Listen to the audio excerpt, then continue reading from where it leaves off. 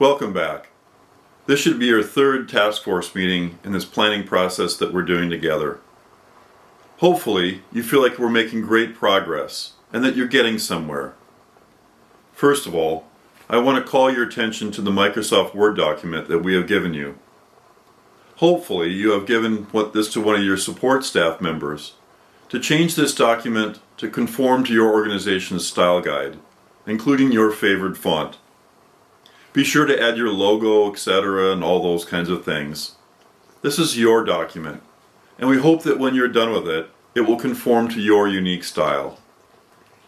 So, the goals for this third session of your task force meeting is to try to see if you can get close to A, having a written description of your current culture, with maybe some bullet points of its salient features that you particularly want to make sure that you shepherd through a potential succession.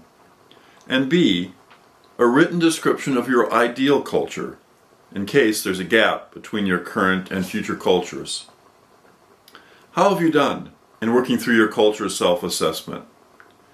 We know that you are unlikely to find all 10 primary culture embedding mechanisms helpful in analyzing your culture.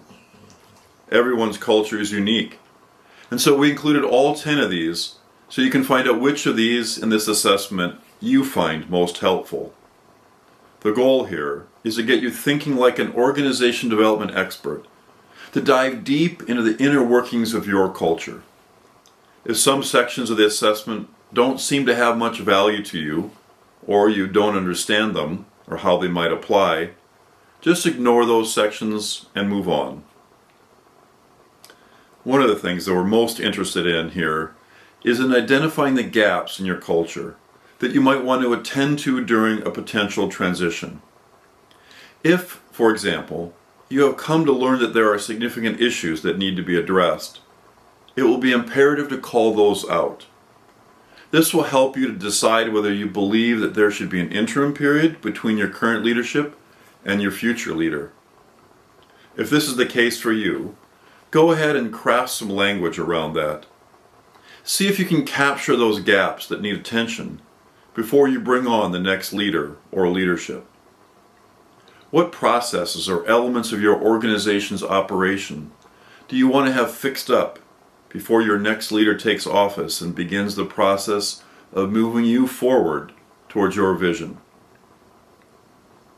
Also, we would like to be sure that you are working on reviewing and revising the job description for your senior leader and any other leaders you have identified that you hope to have included in this succession plan. Be sure to identify which leadership roles this plan will cover, such as not just your CEO or executive director, but maybe including your senior management team or your executive level team as well.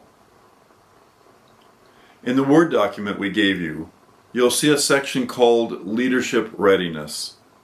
Here, we would like you to begin to hold a conversation about how you will apprentice potential leaders within your system. Who might be able to, at least on an interim basis, step up into a more senior role?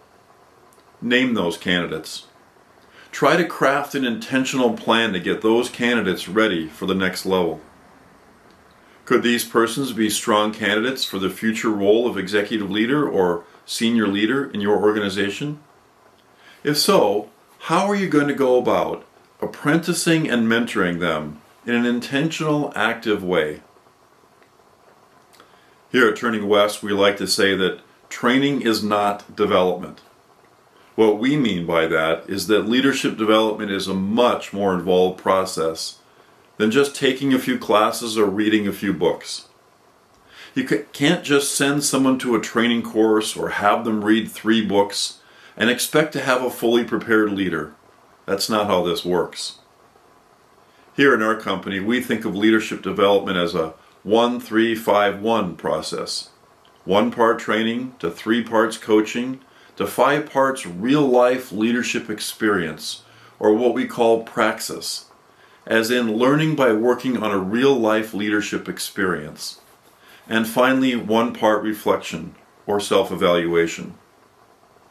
See if you can craft some language that you can drop into the Word document around how you will go about actively, intentionally growing more and better leaders. Okay, that's enough for now to get you started. Stop this video right here and go about this work. Then after about 75 or 85 minutes or so, come back to this video when we'll have a couple minutes, 2 or 3 minutes or so, to wrap up instructions for you.